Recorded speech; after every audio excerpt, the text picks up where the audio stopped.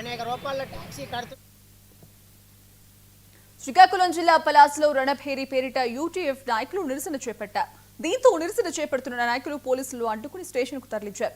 కూటమి ప్రభుత్వం ఏర్పడి 15 నెలలు కావస్తున్నా తమ డిమాండ్లను నెరవేర్చకుండా ఉపాధ్యాయులతో బోధనేతర పనులు చేయిస్తున్నారని మండిపడ్డారు. నెలలో ఏ సమస్యలు తీర్చారో చెప్పాలంటూ ప్రశ్నించారు.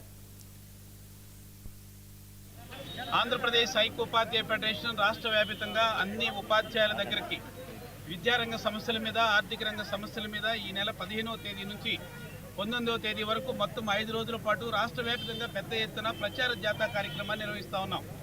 ఈరోజు రాష్ట్ర ప్రభుత్వం అధికారంలోకి వచ్చి 15 నెలలు గడిచినప్పటికీ కూడా ఇప్పటి వరకు కనీసం ఆర్థిక అంశాల మీద ఒక్కడికి కూడా ఉపాధ్యాయ ఉద్యోగి చేసినటువంటి సందర్భం లేదు.